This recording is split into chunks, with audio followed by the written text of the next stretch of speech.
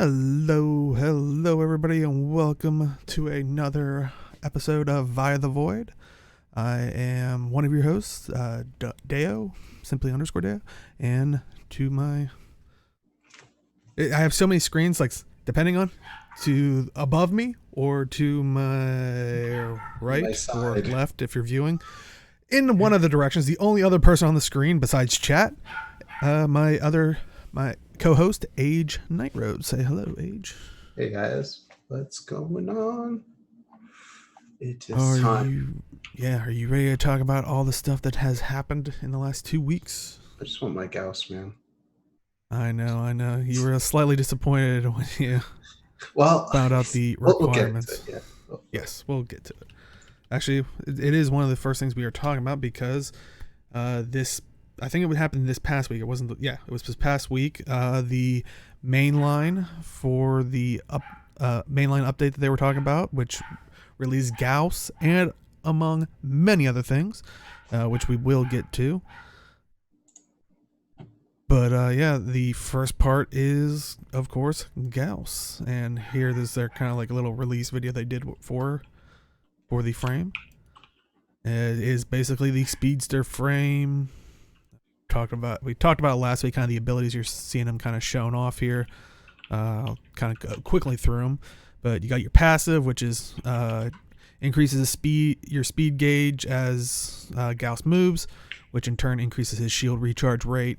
Got Mach Rush. I don't want to mispronounce anything, of course, especially with Goose, the Warframe, like chat is saying. So Mach Rush burst into a hyper sprint, bowling over enemies and charging its battery. Crashing into solid objects generates a powerful shockwave, and hold to rush continuously. Connect plating, basically an arbor shield kind of thing that protects Gauss from being staggered or knocked down. Thermal Sunder, siphon kinetic energy from the area, charging the battery and inflicting cold status, as I think you were seeing right here. On nearby enemies, holding it reverses the process, draining the battery and inflicting heat status on nearby enemies. And Red Line, push Gauss's battery beyond the red line, supercharging his abilities and setting his fire rate, attack speed, reload speed, and holster rate into overdrive. And then when past the red line, bolts of arcing electricity periodically from Gauss exploding in mass when the ability is deactivated. So pretty cool frame. I kind of already know the answer, but I know neither of us had our chance to get our hands on it. Someone was able to farm all the pieces, but hey, you were there for most of it too. Yeah, and then I had to be responsible and glom all the show notes stuff together. But I got most of the pieces, but there was, what was it, the systems that was eluding us until I left. Yeah. It was on the second run I got it. Oh, okay. Afterwards, so it's not that bad. Yeah, we spent the night. We did we maybe got lucky, but I think the Warframe wiki kind of puts it at like expected 18 to 19 runs of disruption, which you get it through one of the new disruption things we'll get to, but I think we did well under that, so yeah, so I think we might have been on the lucky side, but yeah. Well, granted, I'm not out of the woods yet. I still might be. Yeah. I'll help you out, don't worry. For those who are wondering, it was Sedna, the Kelpie mission, disruption mission. Mm-hmm. So that's all we farmed pretty much, and it was like a 10% chance rate drop. So if you don't want to, take your time farming it, you can get it for 325 platinum, and that's just the Warframe itself. But they do offer a bundle package, which will give you, and of course, if you buy it with platinum and all that stuff through the market, you do get it formud and also modded, so it's double the mod capacity. Or no, I guess not formud. I'm thinking the wrong thing. So you already get the double mod capacity. You don't have to worry about Warframe slots. But if you do it through farming, you would have to do that naturally. But yes, some of the stuff that the bundle comes with. You can see it here. I believe that's Exceltra. It's using a barrage of rapid-fire plasma rockets. It's Gauss's signature weapon, lays down a path of destruction. Reloads are faster while sprinting, even more so in Gauss's hands. For safety, rockets arm after traveling safe distances. So, and then you can see the other one right there. The other weapon was Acarius, bombard legions of enemies with targeting seeking rockets. These dual launchers reload faster while sprinting, even more so in Gauss's hands. Since these are his signature weapons, that's kind of the little perk. Rockets arm after reaching a safe distance, and you can also see in that image right there the Gauss's MAAD alt helmet, which I think they've even been making jokes about it because it kind of talks about, it's like, well, shouldn't that be MAAD's helmet? But and then also when you saw the MAAD helmet on the back of the other frame, it was the Ultra Cyandana, which is kind of just a nice, pretty looking, Cyandana cape type thing. If you want the collection itself, like we said, the frame itself was 325 platinum. If you want it all together, it is 775 platinum. Now, if you want to piecemeal it, maybe you only like a couple of things. Like we said, the frame was 325. The alternate Gauss MAAD helmet was 75 platinum. Exceltra was 240 platinum, and Acarius was 225, and the Ultra Cyandana was 100 platinum. So it is, of course, worth it to get the bundle if you want everything, but if you do want it piecemealed, you can do so. Seems good. But are you excited to get your hands on this stuff? I need to run fast. I was gonna say, I think this was kind of the disappointment was you farmed the pieces the other night, and of course you can buy the blueprint. I think the blueprint was 30,000 credits from the store like you normally do with the frames. The neuroptics seemed kind of standard that you would see like in some of the older frames. It was 1 argon crystal, 1600 rubido, 6200 salvage, and 2,950 alloy plate. The chassis and the systems, that's where you're probably going to need some Cetus and Fortuna rep. Yeah. The chassis itself requires 3 Radian Centurum, 3 Heart of Nith, 6 Star Crimson, and 55 Grokdraw, which I believe those are the gems and kind of the materials you can get from Cetus or Plains of Eidolon. And those gems that I did speak of, they're the refined ones, so you will need the recipes, which I think require one of them will require at least rank 5. I forget what the name of that is. But also the systems requires, once again, 3 Radiant Zodian, 3 Marquise Fists, and 70 Mitocardia Spores, and 85 Thermal Sludge, which those are stuff that you find either mining or across the Fortuna map. Yeah. Which, like I said before, I think those gems, I forget how high you need to be for that one, but once again, it's recipes that you need the rep for. Yeah, I think it was level 5. I think it was you have to be core. Okay. So, yeah, it takes a bit of time. And I think the thermal sludge you can find from salvaging or ripping up the robo fish that you catch there. So, if I remember correctly, but yeah. So, and the way you get this, like we were saying before, it's from the Kelpie Sedna mission, which has now been changed to Disruption, and it is tier C that you have to wait for, which you basically have to go through 2 rounds of not having a chance at it. Round 3, if you get all 4 things defended in the Disruption, you have a chance at it. And then round 4 and on, whether you get 3 properly successfully defended or 4, you have a chance at the rewards. So it definitely helps to take a Saren because it is Grenier. After a while, you start getting a bunch of Noxes and also getting knocked down a lot. It seemed like. Tis very fun. Mm-hmm. Tis very fun.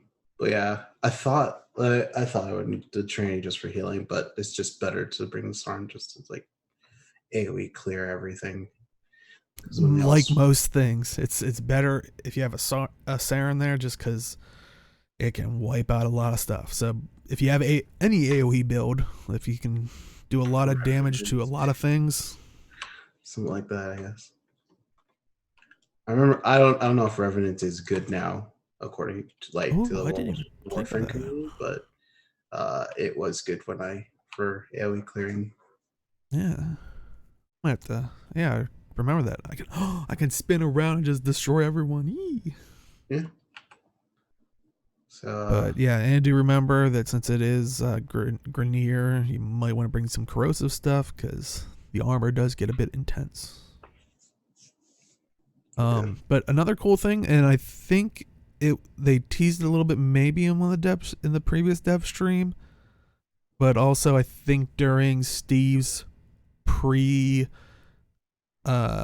his own personal Twitch, his pre patch stream that he was kind of doing, he was talking about the Lavarian button. So if you go into the store page, whether it's the bundle or the Gauss page itself, in the bottom right corner there's a Lavarian button. If you click on it, it actually just transports you to what is known as the Lavarian museum, I believe. It's basically a museum of artifacts curated by the enigmatic Drusus Lavarian. Basically, the gallery serves to shed light, quite literally, because it's like a basically dark place, and then just put down a spotlight on Warframe lore. Nice thing is, it typically centers around an individual Warframe along with associated weapons and items of interest. So, if you do want to see these things kind of in game, and I know you kind of do it with the backsplash of like the bundles and stuff. This one will let you go up to when you talk to it. It'll kind of give you the lore behind it and like the frame, the weapons, whatnot. But you can also kind of drag your mouse and kind of spin it a little bit so you can actually see it really well. But yeah, I think this is what Steve was talking about. Like I said, I think it was last dev stream where I thought he said he was going to do it. They were going to do it, which I think they are going to try to do it going forward, it seems like. But I thought they said they were going to try to release it with Grendel, where he was like saying, I'm guessing this is what they're referring to, is it's not quite a lore mission to get the frame, but it's not quite just a little sub note in the blueprint or something. Yeah. Which, I mean, I'm curious, do you like this concept of it basically like teleports you to a darkly lit room where you walk up to the things and it just kind of tells you the lore behind it? It's kind of like how, in Legend of Zelda, where if you go up to there's like different types of zones that you have, like dungeons that you have to go into, and you have to go up to a different artifact or something like that. Kind of reminds me of that a little bit, but with the additional part of just lore based stuff. So I mean, it could be interesting for those who are interested in the background of anyone's. It's like a museum essentially, where you just yourself into like different sections and you just learn about different things. So like, I dig it. It's just it's a way to share lore outside of quests. Mm-hmm.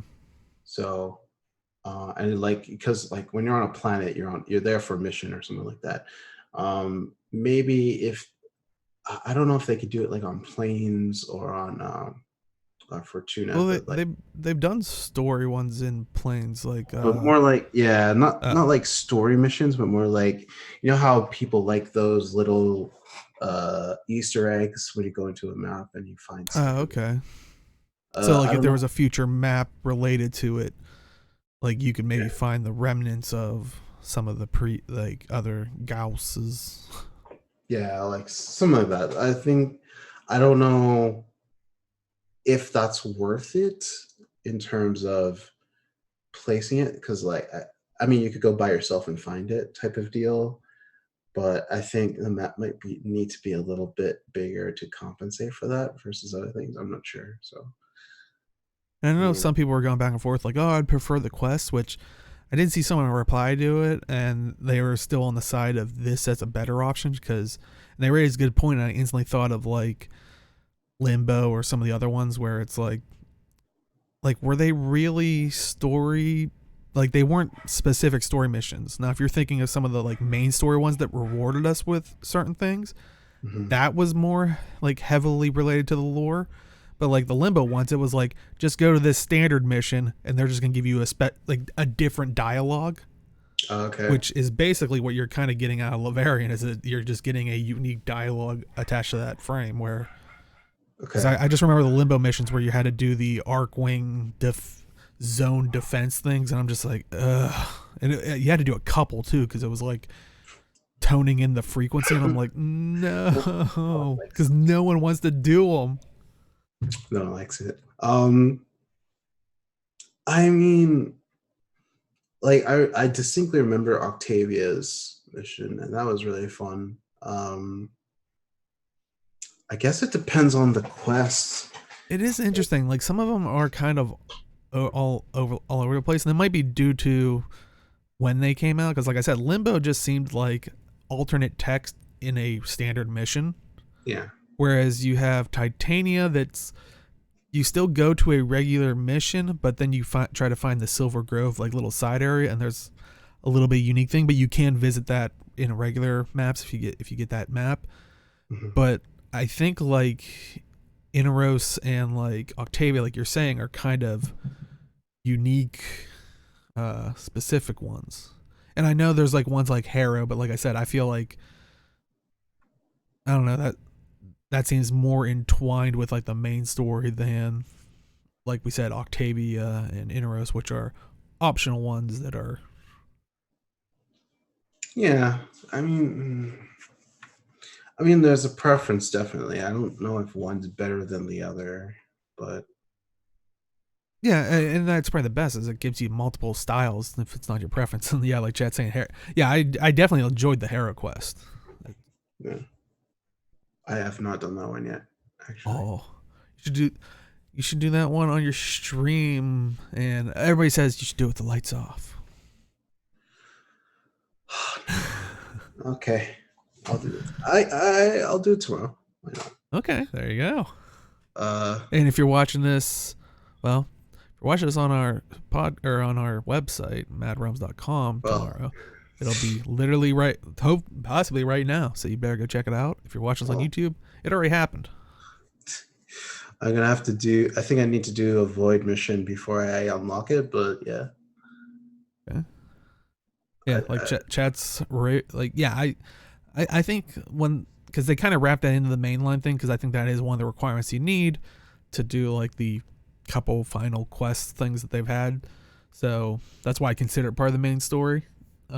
Yeah, I really like Tarot. It definitely changes things up. It okay. shows the majesty of what you can do with lighting. Ooh, I wonder how it's going to be with the new. Well, we'll get to that. The new uh, lighting and stuff effects. So I'm definitely gonna have to watch your stream when you do it because Oh I'm boy, now super curious. I guess But that yeah, was. overall, like I said, we haven't had a chance to play around with Gauss, but I know some people are really enjoying to see how much they can push the limits of this our new speedster. Um, but yeah, can't wait. Well, I know Age can't wait to try it. I'm still waiting for Grendel. Yeah. I mean, I'll probably get it by the time you get Grendel, to be honest. Yeah. Well, we don't have any clue when Grendel's coming out, so probably a safe bet. Hmm. Yeah. So, any final thoughts on Gauss?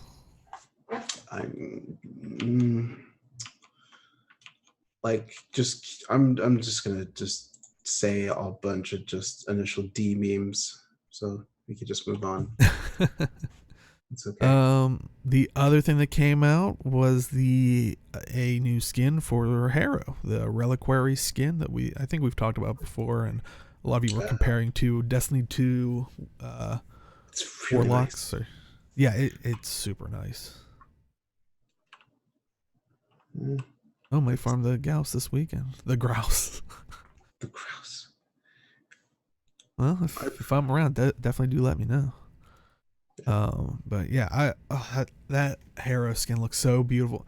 See, this is my problem is like, and I'm sure there's loads out there that I'm a fashion frame person where I'll see this and I'm like, I need to figure out a Harrow build now. And I know there's like the um Eidolon hunting and stuff like that. So maybe I'll make that my Eidolon hunter when I go into groups or something. But I want to find like one where I can use it all the time because that it looks so nice.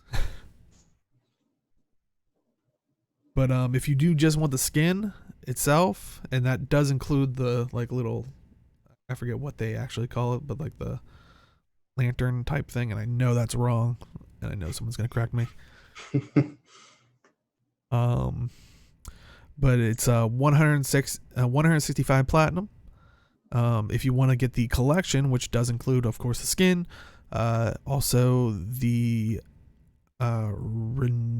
Renuncio spear gun skin, which is the little staff skin you see there, and the Etheria armor set, which I don't know if it's actually has that equipped in the picture, but nice little shoulder like skin pieces. It's pretty good.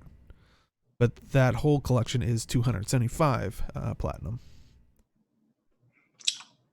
I mean, if you like Harrow, I would definitely get it. I have Harrow, so I mean, it looks so I really like good. the spear gun. That's a really cool look. But I don't have Harrow yet, so like I can't really say for me. Well, funny enough, guess how you get Harrow? I know, I know. Harrow Quest. I guess it's a little giveaway when we call it the Harrow Quest. Yeah, but yeah, it looks fantastic. Gives off that Destiny vibe, wizard vibe. But yeah, I say if you like it, go get it. Okay, yeah, chat's saying it's a sensor. But Yeah, thank you. yeah, I knew it was supposed to be like kind of like the religious incense kind of a thing. But yeah, He it's not has like incense he's burning in there. It's your enemy's soul. yeah, but I remember it like what's it called? Um, it's called a Renuctio spear gun skin. I don't know if that's part of the sensor bit, but it's really No, cool. that's just the staff itself. The Okay. that's part of like he'll just pull that out for some of his moves, like when because he's a big, he can really like buff your team up. Okay. Oh, But yeah, so definitely pick that up. I'm I'm probably gonna have to, and then I gotta figure out a build because that does look so nice. Um, Also, like we were saying before, they added more disruption missions, and they did say, do note that they did have to add new nodes, which means if you haven't logged in yet or haven't done any of the disruption missions, you will no longer be eligible for arbitrations until you complete them. Good. rough. No, Okay. that's kind of the rule. Before you can do arbitrations, you have to have basically all the the nodes on the map, all the node mission maps, Yeah, that except makes for I think Mutalist Aladvi and the Jordan Golem assassinate mission, which are on the same planet, but I think the rest you have to have. Okay. And then it basically opens up like a hard mode hourly mission thing.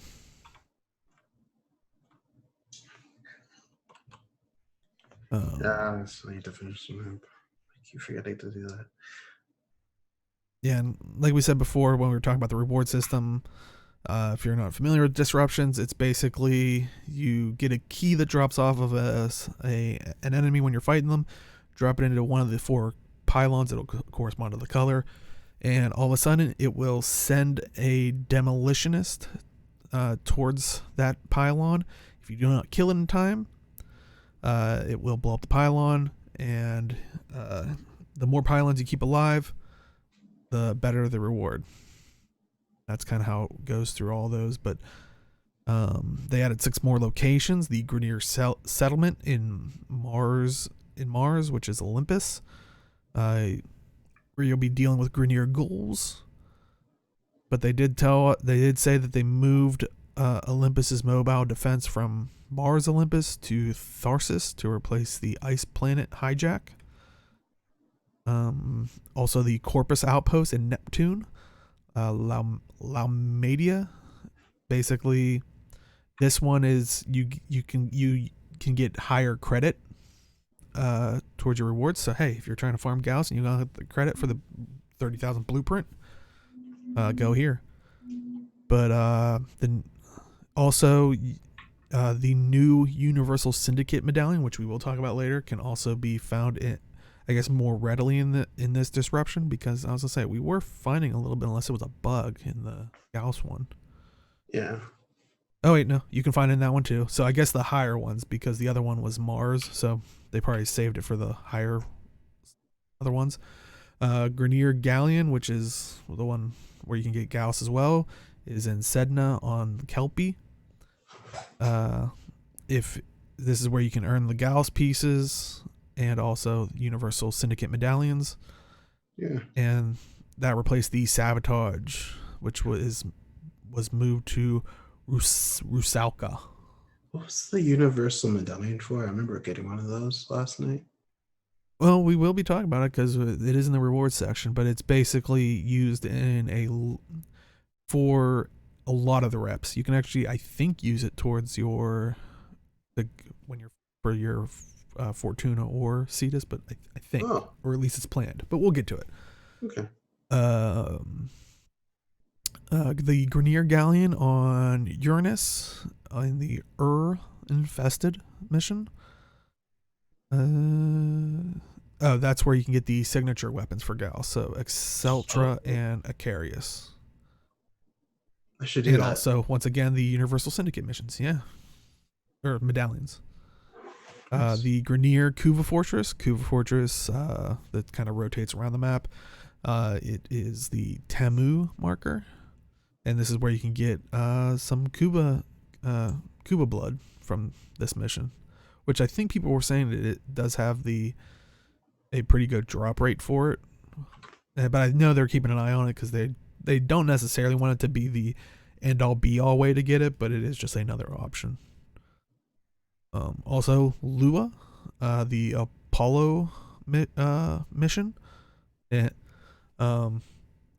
This one is Corpus themed. It also has the Universal Syndicate medallions, and it actually also has been added as a type for Void Fissures, Sorties, and Syndicate missions. So I guess this one's the most likely if you do get that one as a for some of the harder stuff.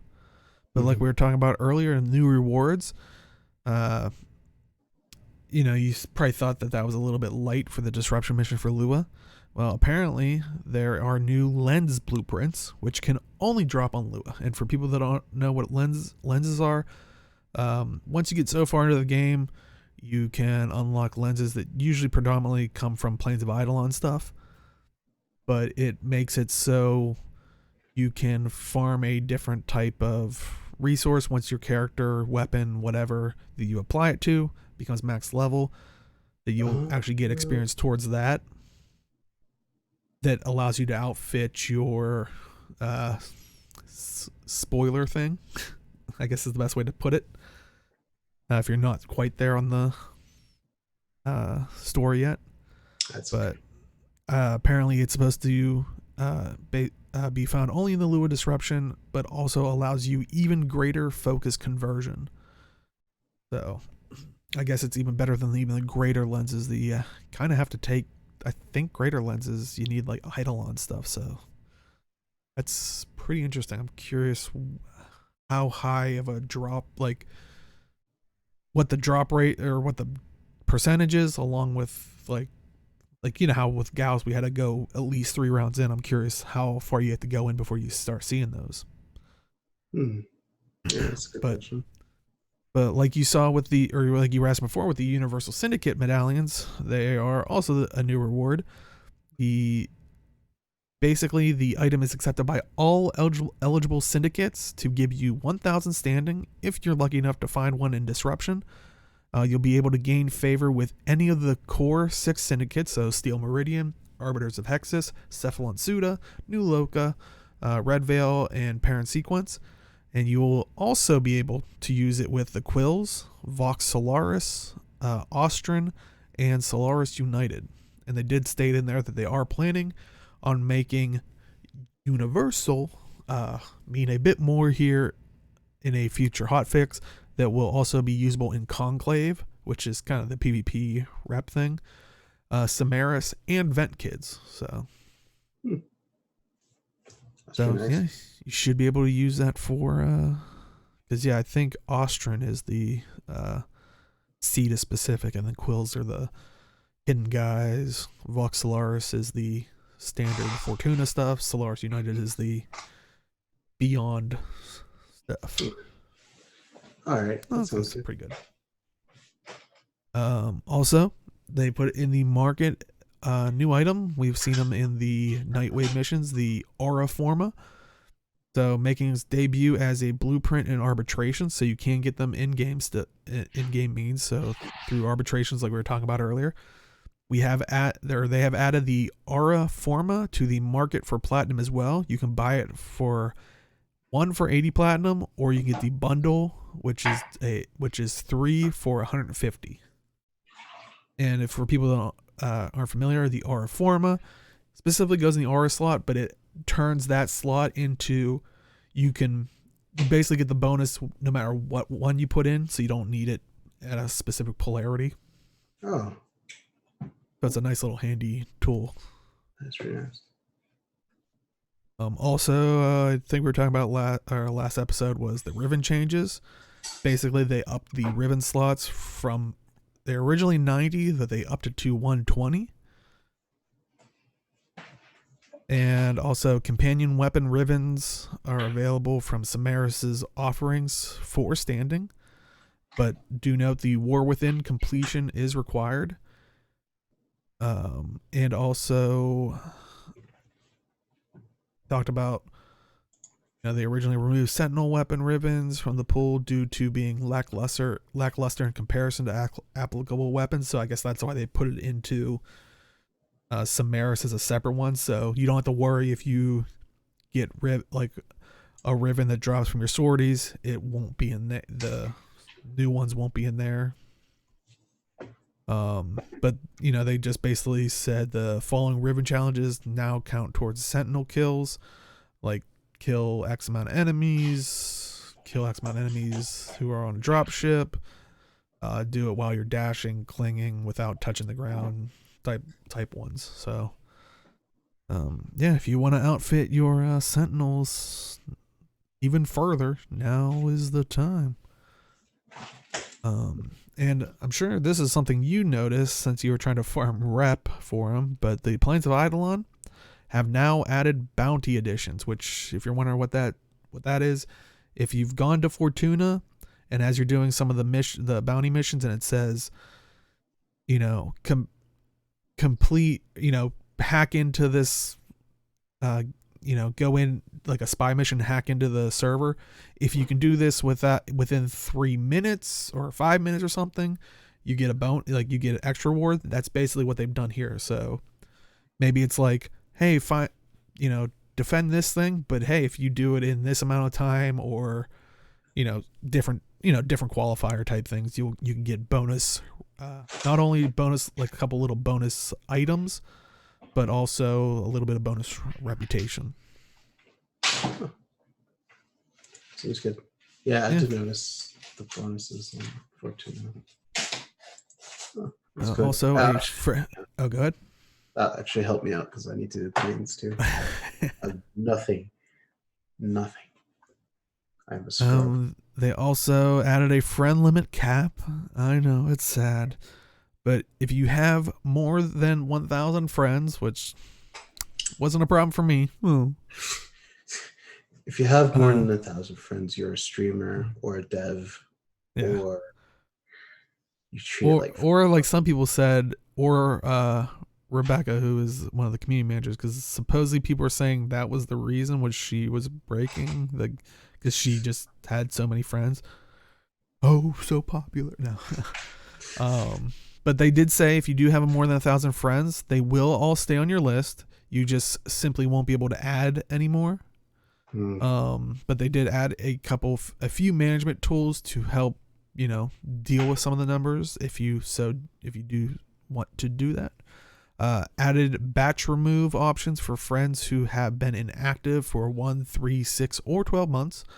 You will have to type in batch remove as additional confirmation, so you don't accidentally, as they said in the patch notes, Thanos snap your friends list. Nice. I kind of know if Rebecca was not responsible, but was one of the big reasons why. I kind of want a video from her Thanos snapping half her list. Oh, that'd be cool. They also added an exclude clan members toggle to the batch removal screen, and also added a manual skip these friends text box to the batch removal screen. So nice little things to help you trim down that 1,000+ friends list you got there. Also, we were talking about it previously, and it finally is out, and it's nice, but I'm sure we have a couple things about it. Is the look link and mod link. So for other games, if you're coming from another game, templates that you've kind of seen loadout, like that you can share. So loadouts or whatever that you can share type thing, which you can kind of see the two screens here of where they're located for each thing. The mod link both are kind of in the top right corner of whatever the screen you're going to be on, but if you're in your weapon or your frame, basically the build for it, the mod link should be in the top right. Instantly share it in chat, and just hit enter to share, whether in a private message with your clan or in raid chat. And they did say that they put a 15-second cooldown to reduce spam. So, which going back to WoW Classic, I wish they would kind of do that with some of the linking stuff, because it's like all I need to say is Thunder Fury, Blessed something of the Wind. I don't even know anymore. I just kind of blur it out, but people love linking that and just keep linking. Ugh. So I'm glad they added that. Also, you can see in there the look link, which basically similar to the mod link, but it will share your visuals on that particular frame. And once again, you can put it in there. Has a 15-second cooldown. But they did also note that they also moved the capture button on the appearance screen to the upper right, that you can kind of see there as well, and update the icon to better match the look link system. Yes, there we go. Thank you, chat. That's a good meme, though. Yeah, I saw it the other day. I'm like, no, people remembered. But yeah, my one slight grievance with it, which maybe it'll happen later, maybe it's just that they wanted to mostly get it out, was I noticed that, say if you have a Necros, or someone links a Necros one, it's like, oh, that's a cool skin, and you want to add it to yours, I don't know if it works with, I don't know if it's a problem with mod link. It might be, since it has that, but if you only have Necros Prime, it doesn't like carry over, which it might have something to do with, I know that kind of somewhat related to, now that I think about it, how they had issues when Mesa Prime came out and some of the original headpieces for the standard Mesa weren't mapping, so they had to take some time. So maybe that was a slight slowly introduce a type thing to make sure everything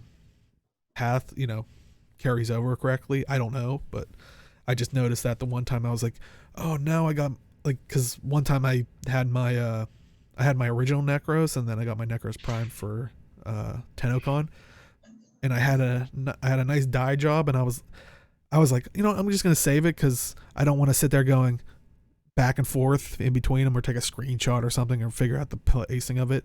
So I linked it to myself, and I'm like, oh, I can only put it on my original Necros. I was like, yeah, that kind of bummer. But I imagine that's something that's just gonna slowly be worked in. But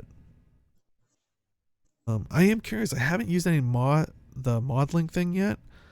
I'm curious of our issue that we were saying last week of how does it carry over different polarity slots, and I think if you link it, it will show. And then you can kind of move it around as is or something to make it fit.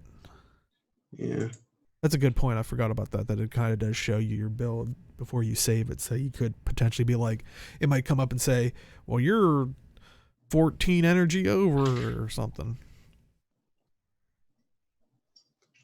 I'm not sure. Yeah, I didn't try it. I forgot about that, but yeah. So you basically got mod link and look link, so loads and loads of builds. Or yeah, such a nice quality of life feature, I think. Yeah, it's nice to see what other people are running. People are linking their builds non-stop anyway. So. Well, in 15-second increments.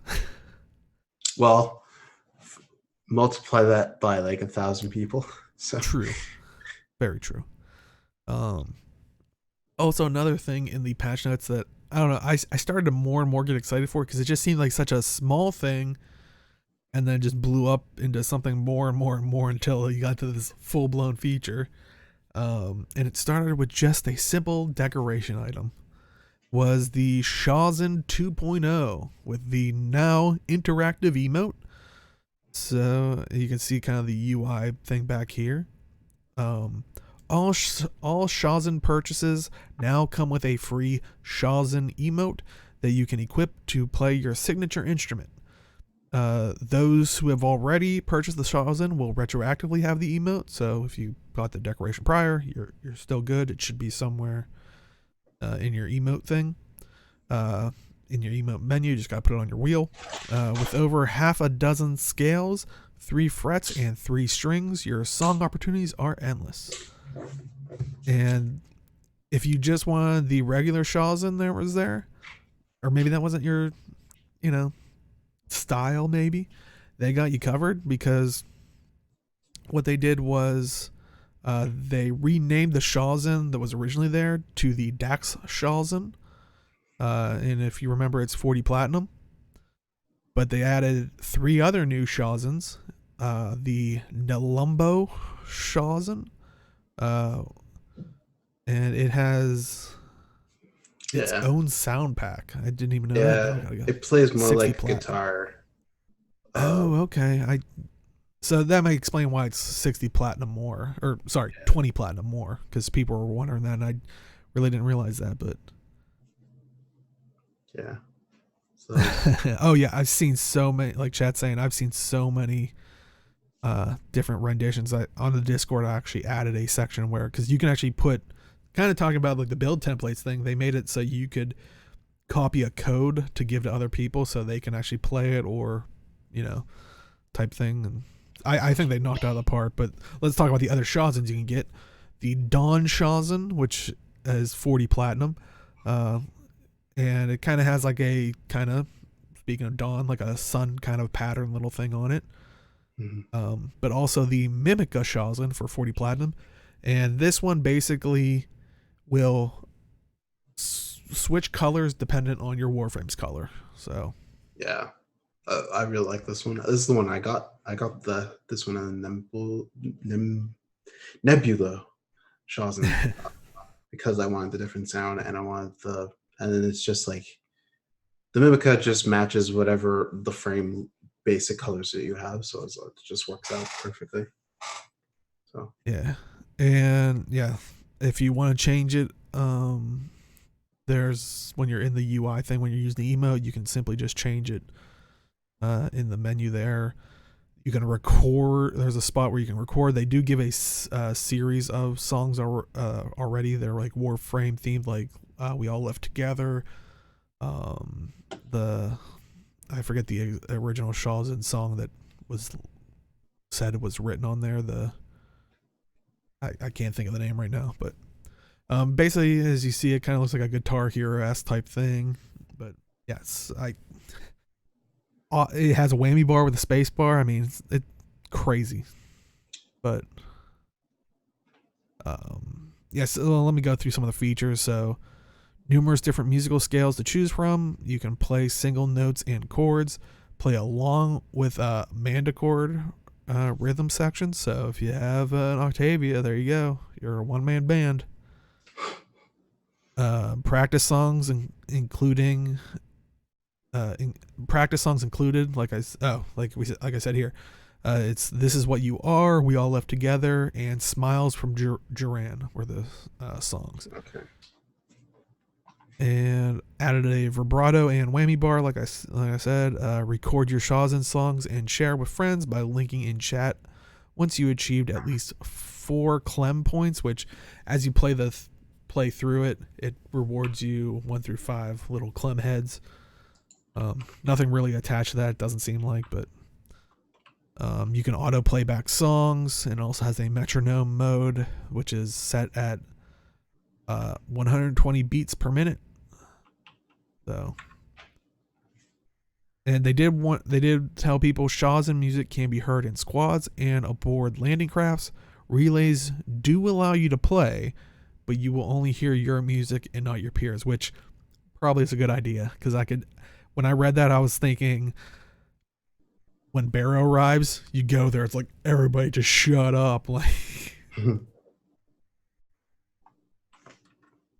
But well, I guess it can't be annoying. That's okay. Be annoying. What's that? Nothing at all.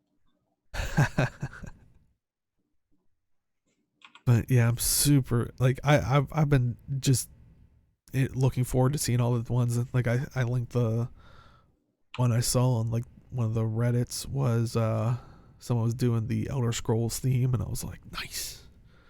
So yeah, there's lots of crazy ones, and people are already like trying to hook up like MIDI keyboards and stuff for it. Like, yeah, I gotta love the community. They want to take it super crazy far. Like, I think I joked last night. I think they just need to make a couple more instruments. Like, gotta get drums and stuff. People can start holding concerts in people's dojos.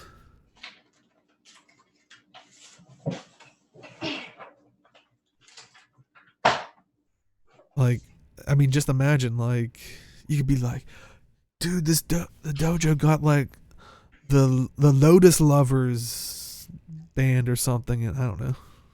Think of good band names. Let us know in the comments if you think of a good Warframe themed band. But we all rock out together. I don't know. Anyway, some stuff that was from like the community, from like contests and stuff like that, they've also added. You can see it here. The one is some new MOA animations. So for MOAs, Cetus and companions are receiving a touch more player flair. The MOA animation contest winning emote by Zaban works on all MOAs with an emotion module installed. Direct a boast emote at your companion MOA to check out basically this new reaction like this, as you're seeing here. A nice little. Definitely looks pretty cool. It's dapper. Yeah. Also, the winning Venetian Carnival contest designs are now part of Nakak's shop rotation. So if you are in Cetus, you might get these new mask skins here. And they are, of course, the Norg mask designed by Roem Monstre, and the beautiful Mother's mask designed by Humoronymous. So, like I said, it's from Nakak, who kind of has the like stone Warframe mask and kind of does a couple of the mission stuff, but she's the little girl selling at the thing, but pretty cool. I might have to try to get the Mother's mask thing. Just, of course you have to, right? The Norg mask, it looks cool, like in the sense of like it's beautiful detail and stuff, but I don't know. Maybe just get it for completion's sake, but yeah. But also, I think we talked about last episode with the live stream that they added the new infested dojo decorations. You can kind of see someone here outfitting their dojo. Looks really nice. Might have to make a room. I don't think so. I think. I think it'd be cool to have a room. I personally wouldn't want to do like an entire dojo like that, but yeah. Oh yeah. Okay, one room. This is your infested room. Thank you. But also, like we were talking about earlier, that might be, like I said, I'm curious of how it's going to look when Age does the Hero quest. Is the new rendering upgrades that they were kind of teasing us with, which you can see here, the before and after, where it kind of, not everything's so glossy. It kind of depends on the type of metal you're dealing with. Chat's already on it. They said we can do that. Phil, we're gonna have to find out if Age is gonna have a room. We're gonna fill it with infested decorations. It's bad, man.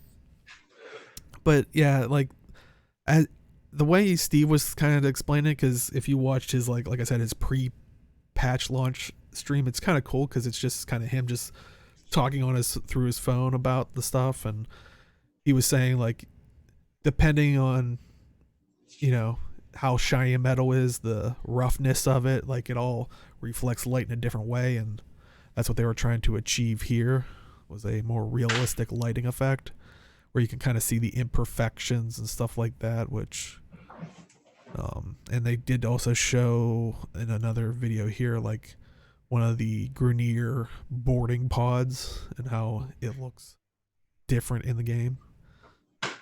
But yeah, I mean, I remember when I logged in, it definitely looks nice.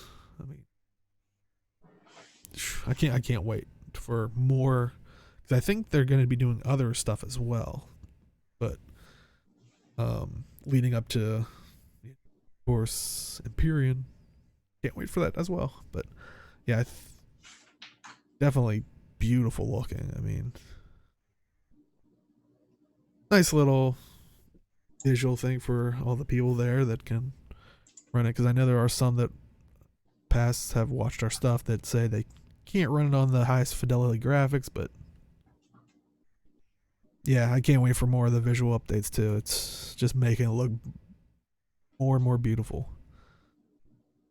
But standardize anything, like just standardize the materials. Also a couple, that's not the wrong thing. There we go. A couple updates to the Nightwave. They did say in order to avoid spoilers, and I really do like this change, Nightwave acts that require completing content tied to quests will now be locked unless you have completed the related quest. Locked axe will point you to the quest required to complete in order to unlock it. So, which I think is good, because I did see someone saying that like Nightwave, and I definitely got that feeling, was a good start at like a new player experience type thing, where, or at least educating people later on in the game, because a lot of times it's like complete the halls of ascension. It's like the what, the so it, either you try to talk to someone in game, or maybe you go onto the Warframe wiki or something and then you figure it out. But maybe this way, so you see that lock thing and it's like, well, finish this quest. That way someone maybe doesn't look it up and go, oh, well, I just got spoiled for the story. So it's probably better to have it this way. But also the cold status changes that we talked about previously, where cold status would basically stop all the other status effects. They've basically made it, like we said before, for Frost, Atlas, and Gara abilities, you can now immediately apply other status effects while the enemy's frozen, so you don't have to worry about that kind of stuff. Also, where did I put it? Okay. Also, I think it was, I don't know if we were doing the show by the time they came out, but the glyph bundle that showed the different elements, like weapon mod elements, people loved them so much, they actually, and people asked them to do kind of the combination ones. Well, they went and did it. So you can get, if you only want a couple of them, now these are glyphs, so you can use them as kind of like your profile logo thing in game, or put them in like a little glyph thing to put up on the wall, different stuff like that. But yeah, if you just want one or two of them, you can get each of these for 20 platinum a piece, or get the whole bundle for 94 platinum. So I might have to update, because I know in the dojo I made like a little thing with all the other ones, and I was using what's it called, the like light projector things that showed text as like the combination ones. So I might have to go back and switch these out. But yeah, I'm gonna have to definitely get this. Yeah, but yeah, definitely looks pretty. Also, they added the ability to replay the following quests: Nata, Seiya's Vigil, the Jordis Precept, Patient Zero, the Silver Grove, the Arcwing, and Howl of the Kubro. So, if you ever wanted to go back and experience those quests, which I definitely have a couple times wanted to do, like Natan, the Silver Grove, which I can't really think of the other ones. I know the Jordis Precept, but I can't think of what the other ones were involving. But yeah, I'll definitely have to check some of them out. Also, a new UI theme and background has been added, and it is referred to as the Dark Lotus, which you can go into your interface and go to UI customization and kind of change the look of your background. And I know you can mix and match it with some other stuff, so it's pretty cool. And I think they do require platinum purchase here and there to further customize the look of your stuff. So well, I know I kind of like went through the community and all that kind of stuff and the little bits and bobs here, but is there anything else from the patch notes or anything else you wanted to expound upon? No, really.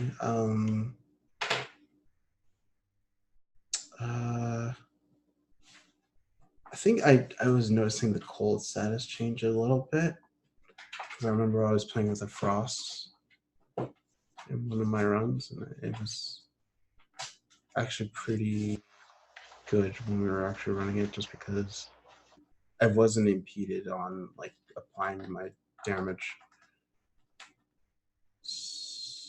Yeah, I know when we talked about it last episode, when they were thinking about it in the forums or talking about that they were planning on doing it, a lot of people were excited for the change and were happy to see it. So Yeah, so I feel like it was a good change. I can't think of anything else. Well, I mean, like I said, I'm excited for Grendel, even though we don't know exactly when it'll come out. We know it's gonna be the next one. Though, if you, like I said, if you did watch Steve's pre update stream thing that he did, I think it was Scott who sent him like a little GIF of an update to Grendel, and it appears that he got, I guess depending on how many people you eat, a small or big cosmetic upgrade. And it was the... So apparently, Grendel with belly mouth will now actually open during animation. Or at least they're working on it to make sure it works. But, that's gonna be... Can't wait. I can't wait to talk to Age with my belly mouth. That kind of sounds weird, actually, now that I said that out loud. You're an adult. Things you can say in Warframe, but not in real life. I'm gonna run into a wall. It allows me to do more damage if I run into walls. Like, no, don't do that in life. But yeah, so I'm excited to see that, and I can't wait till can't wait for Grendel. Oh, hopefully that might be one of the ones I just purchased outright just so I can get my hands on quickly. Though I'm curious what the farm will be, but that was just a little update that they showed off during the stream, so I figured throw it in there for all the people. But like we talked last episode, the Prime Vault of Nyx and Rhino did end early. It was supposed to go to the 15th, but it did end today, the 3rd, if you're watching this live. But it introduced a new Prime Vault, a totally new one, the Saren and Valkyr one, Prime Vault. And as it goes through, I'll list through all the things, but as the first images you're seeing there was the Saren Prime Accessories Pack, which is $20, which you get 200 Platinum, the Sykuda Prime Syandana, and the Sykuda Prime Sigil. If you get the Saren Prime Pack itself, it's $40, which you get all the stuff I just referred to. 200 more Platinum, Saren Prime, Nakana Prime, Spira Prime, and Saren Prime Glyphs. So you basically get her weapons for $20. Also, you can get the Valkyr Prime Accessories Pack, which is 200 Platinum, the Lycet Prime Skin, and the Seta Prime Operator Suit, which you'll see here in a second. And if you get the Valkyr Prime Pack, you get all that stuff in the Valkyr Prime Accessories Pack with 200 more Platinum, Valkyr Prime, Bordala Prime, Cernos Prime, Venka Prime, and the Valkyr Prime Glyphs. And if you just want it all in one big bundle for $59.99, $60, you can get all the previous stuff that we mentioned and an additional 400 Platinum on top of that. And I mean, you were talking about getting Saren Prime, and that is the important part. While normally it's like, oh, you just talk. I know I talked about this before, but if you're new to the game, if I'm just talking about Platinum, you can't trade that stuff in game, and then you're probably sitting here going, oh, so I have to buy that, because it's not a Platinum value. It's just straight out cash. Well, with unvaulting, the way it works is they're bringing these back out of the vault, meaning you can buy it through here at a cheaper, reduced rate than when they were individually released through Prime Access. But on top of that, the relics have been taken out of the vault. You can now farm the relics again during this time frame. So you can still get them in-game for free. It will be like the other stuff that we've talked about where, of course, if you do buy it with cash, you do get it already modded, modded in the sense of it has double the capacity, and you get a Warframe slot, just like all the other Warframes in the shop or anything like that. But you can easily get the stuff in game. The only stuff you cannot usually get is the Prime accessories, which are just cosmetic stuff. But look at that look at that sigil thing. Is that a sigil? Yeah, the Saikuda Prime sigil. That looks pretty nice. Yeah.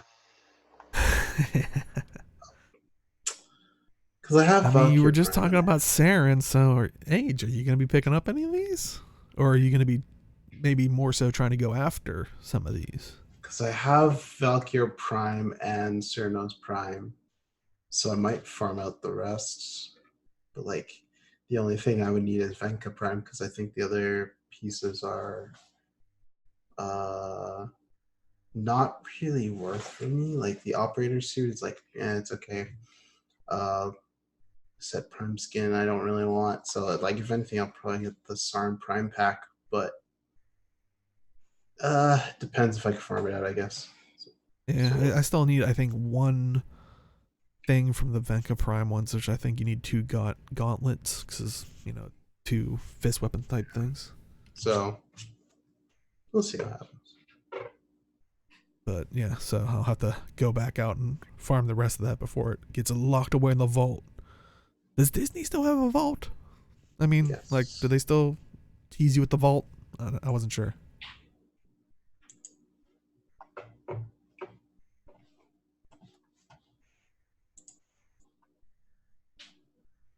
Okay, Disney does still. I was about to say Disney still threatens you with the vault, but I would say so. Disney DE, Disney Entertainment. I figured it out. DE is actually owned by Disney. I mean, wouldn't be surprising at this day and age. It's true. You know, any other final thoughts of the vaulting or the? Do you like this idea of this new system where they're going to try to shorten each time frame, but also add new ones? Because, like I said, I don't think Saren and Valkyr were any of the any of the original ones that they were kept putting into rotation. Yeah, I like it. Just having more options more often, and just letting people get the frames that they want. It's pretty nice. Yeah, so can't wait to maybe, like I said, I think I'm right there with Age of. I already have Valkyr Prime itself. Might have Cernos, but I know I need like one more part for Venka Prime, so I'll probably farm that out instead of getting the bundle, because not gonna get a bundle for when I have basically 99% of it. Yeah. And chat's yelling at me that I shouldn't joke about DE being Disney Entertainment. Why, are you worried that if DE was owned by Disney, they would be an echo of themselves? Speaking of being an echo of yourself, this was something that they actually talked about. I think it was on Primetime, I believe. I always mix up their titles. Yeah, I think it was. Oh, I knew chat was not going to like me for that one. But they were talking about one of the updates, and now they were wanting to put it in the main line, but it didn't make it. It was the Echoes of Umbra was what they were calling it. I know Tactical Potato did a video on it. I know a couple people did, but basically the idea behind it was you would be able to earn an item in game that you could attach to a particular warframe, any of your other warframes, and kind of give it the features that Excalibur Umbra has. Which, for people that aren't got to the quests yet, when you're outside, when you're in your spoiler mode, I guess if they were trying to keep it as safe as possible, your warframe can still move around. Now it can't use any skills. It can just use its like weapons, and like both weapons, like melee and like guns. I think that's basically what this would do for any of your frames. And I know some people were saying that they would like to see more because they're worried about basically the AI not being up to par, which I don't know. I haven't really tried my Umbra in a while, but I know with like Wukong, it's not that bad.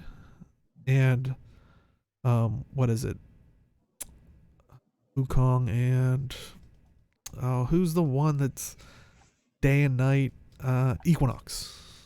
Yeah. Like her, if you augment her her skill that makes it stay out for longer, like when you switch forms, it works pretty nice. I mean, I've got a lot of kills with it through index, but it has a, I don't know, it has a pretty decent at least rifle targeting system. But I know a lot of people are comparing the AI to like some of the specters, like basically the hireling clone things that you can get. So I think some people are worried about that, which I'm definitely curious on your thoughts of giving this ability that was unique to and kind of story related, which that's what I'm most curious about, is since they're referring to it as Echoes of Umbra, does it revolve, or does it have a story specific thing of like somehow you're manipulating this uniqueness that Umbra had into some of the other frames, which I'll let you get to the story part to realize how interesting of a concept that would be. But I mean, from a concept perspective alone, do you like this idea of when you're in your spoiler mode version, um, and your Warframe can run around basically without you controlling it, like it's just kind of on autopilot? Do you like that this could be on all the other frames?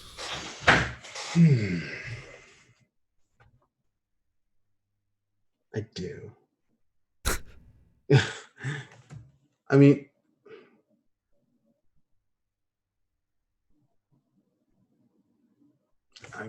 I mean, like it's.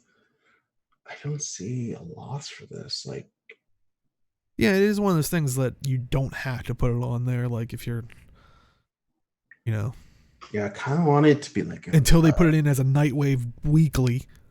I don't know if they're doing that, but I'm just. But yeah, I really do like it. I think it should be something that you should be able to put on any Warframe. Like, you get that one thing, and you're able to put it on, like kind of like the Arcwing, but per Warframe. Like there was a Arcwing mod that you need to get in order to use your Arcwing in the in Plains of Eidolon, or like Oh on a yeah, map. you had to get like the upgrade thing for it. Yeah, so I prefer it that way, and then you have to do, like, it's less tedious, but it's per frame that you have to do it for. Yeah, I was gonna say, I guess it's similar to how they did with Fortuna when you have your, like you're saying, your Arcwing weapon. You had Yeah, to you have to apply those separately. So I think it's like a grav yeah, mag thing or something. So you yeah, can or safely yeah, hold the heavier weapon. it could be one thing, uh, and it just applies to all your war frames, and it's kind of like that, kind of step progress that you just have to do, and that'd be that. Yeah, And you can put it and on like I your. said, it feels like in the end I have no problem with it. I am like I like when some people are worried about it, it's like, well, you don't have to put it on there, which I know, and I don't think anybody said it in there. I'm sure maybe there was someone, but there always is that idea of, well, what if they start making content where it requires that? But in all honesty, I've never felt like when your Warframe was in that mode, it being able to swing its weapons specifically was all that useful or the difference maker. Yeah. Because like I said, it can't use at this current point, they've even said it can't use your abilities or anything like that, so I doubt that's going to change. So I'm not too worried about its implementation, but I am curious if people out there do have a concern. I just personally, for me, don't see it. But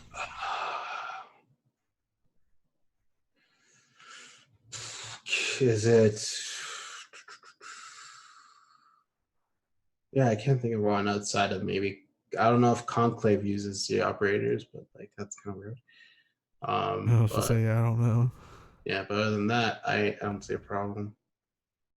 Don't think they do, but I'm not 100% sure because I don't really venture too much into Conclave. because I've heard it can be a bit rough, especially because of how Warframe is constructed of their peer-to-peer system, where it focuses on one person for a loading screen, like a loading thing. Like if you get into a match with someone that's in a different area and they're the main one, you're just going to be, it's basically like old school Xbox when it wasn't, they didn't have officially online thing. It was basically whoever was hosting the game, Yeah. where it's like, oh, everybody's latched onto you. Clearly you have the best ping for it. So, but yeah, that's my only problem with Conclave. But anyway, but yeah, I'm curious to see how much of a story there is behind the Echoes of Umbra, because like I said, if you went through the story, that is a kind of a interesting and big deal if it's able to be in the other frames. But anyway, we shall see when it does possibly eventually get released or reworked, or who knows. But also I saw on the subreddit they had a 2019 interim report, which was kind of like for people that watch our other shows when we kind of do a investors report. It's an earnings report. That's kind of basically what this is. Some of the highlights: the period end was June 30th, 2019. So do keep that in mind that it has still been a couple, 3 months basically, 2 months. But they stated they have total registered users are 53.1 million, and that is up by 27.1%. I think year over year. Big.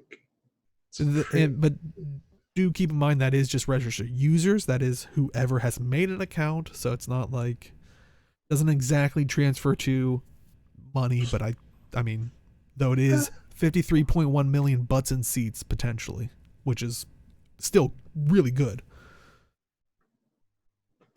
Also, their game revenue is up by 1.4% year over year.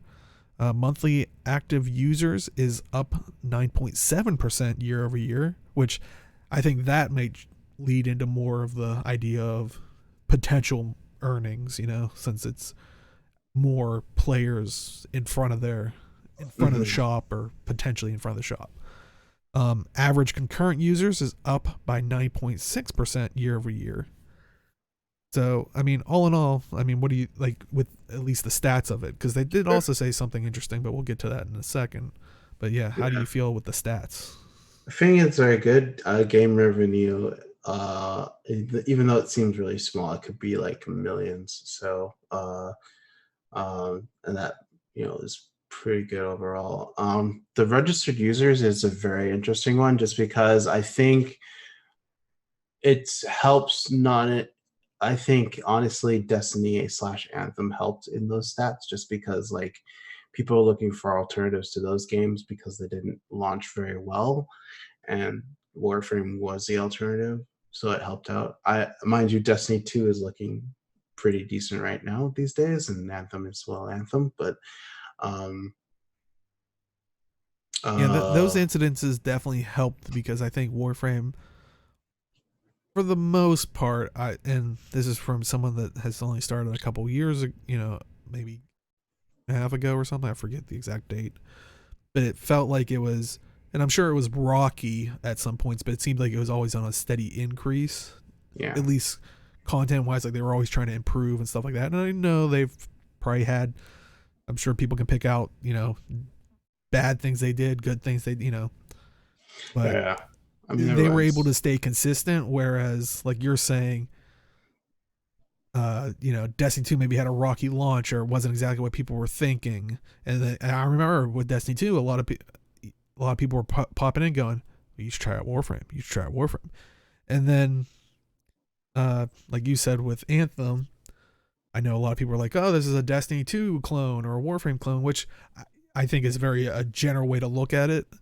And also, it's not. And also, in the case of Destiny 2, I think these both play as very different games, but I think for alternatives. the very general look, it can probably match people's feelings over it, but Yeah. yeah, it was a Well, Firefall clone. I even forgot about oh, Firefall. I'm sure a lot of I, people. that was such a good concept for a game, and it was before its time, I think. But yeah, as I look at total registered users, that's kind of like to me when I hear like some of the uh like content creators or like what do they call them, uh internet, forget what the official term for them is, but it's almost like followers. Like that's the potential eyes that you can have on your product, you know. No, Um, but cool thing that came from the influencers. That's it. I knew this began with a in something. Yeah, people like to refer to them as influencers. But yeah, I feel like that's kind of their equivalent is they can influence the people. But also in that report, and I do want to preface this prior to and probably after. Just take it with a grain of salt here.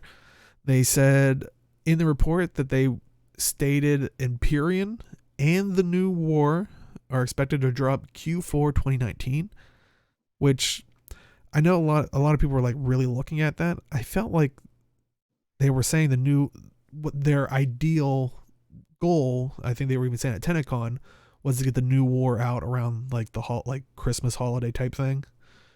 And they did say Empyrean was supposed to be before that. So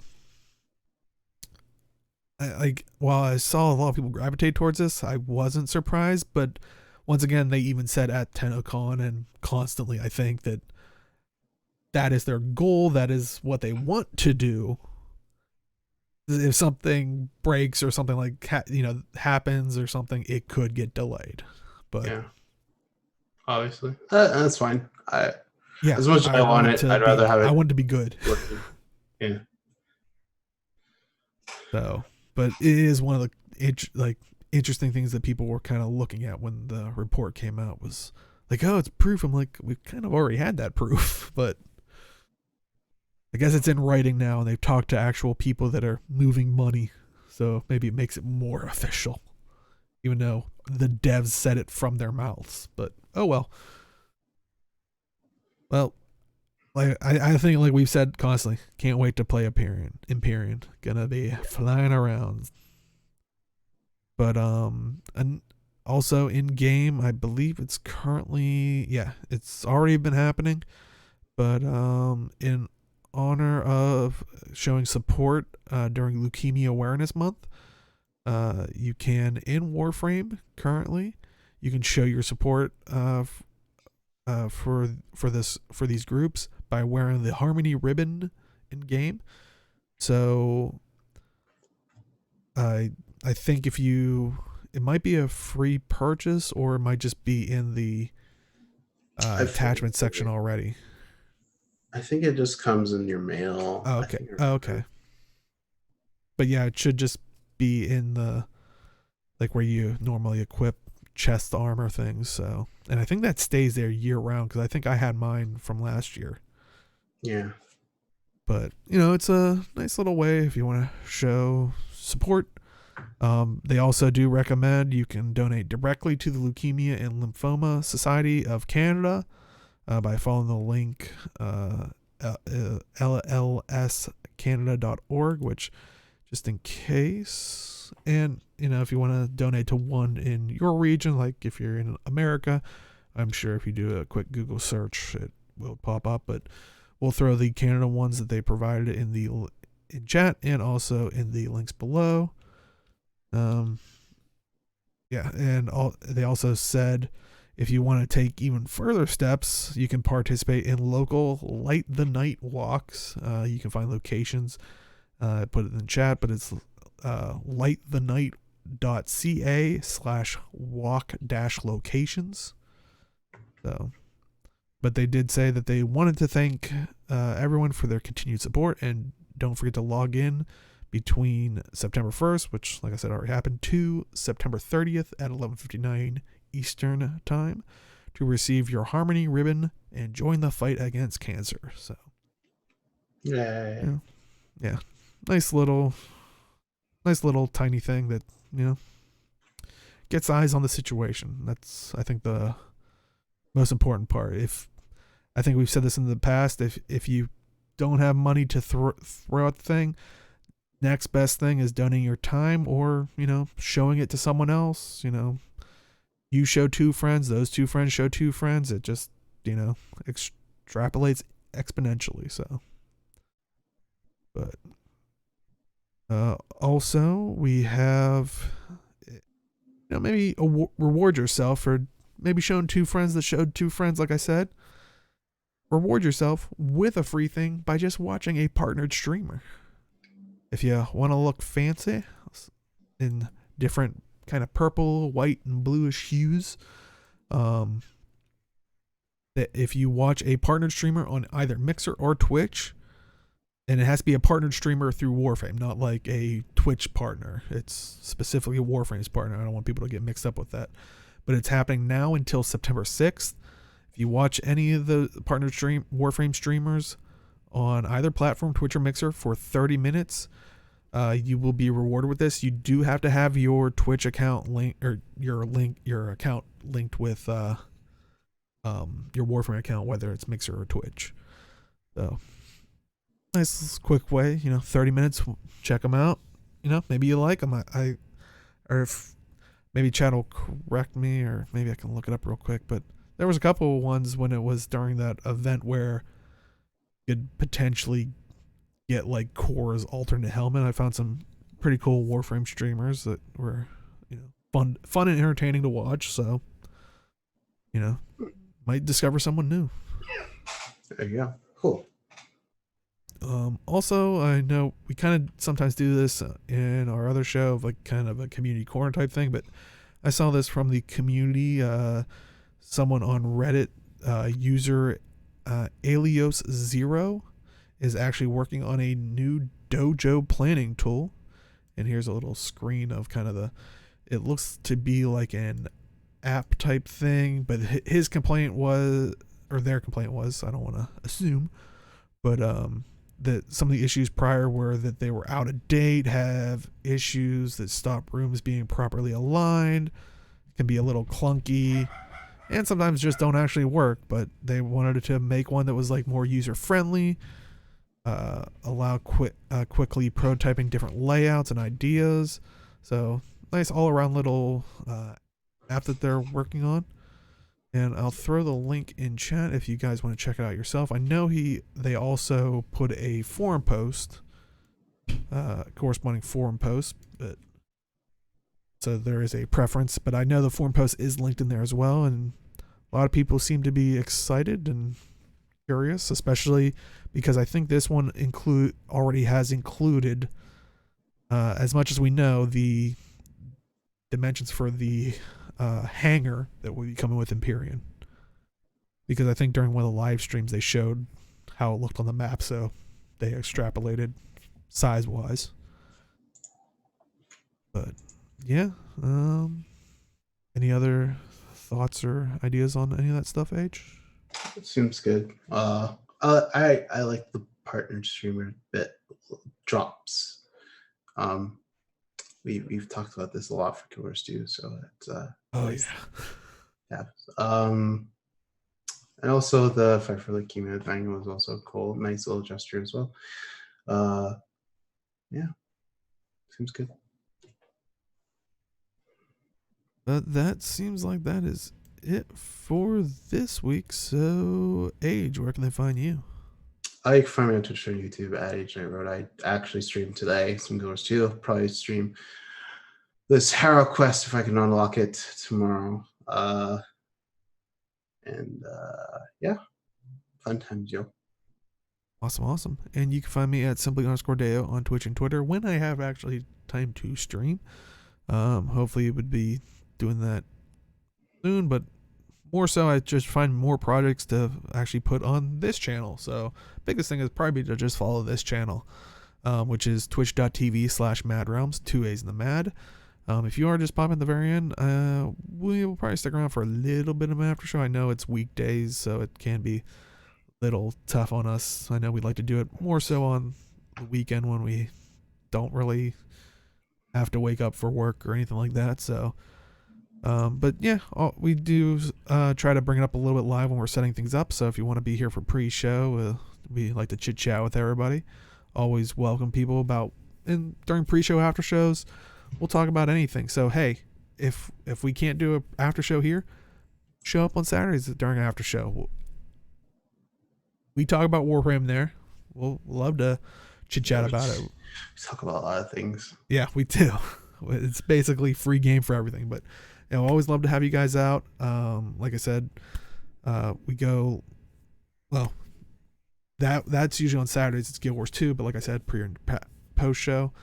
All the other stuff I think will be explained in the outro card. But yeah, I think that is it for this week's. Our next episode, remember, it is bi-weekly, so it will be September 17th, 2019. Like I said, on twitch.tv/MAAD. Do remember that this will go up on our website tomorrow and on our YouTube on the Thursday. So if you want to see it as soon as possible, show up live or on our website, maadrealms.com. But we will see everybody next time. Take care. Bye. Bye, guys.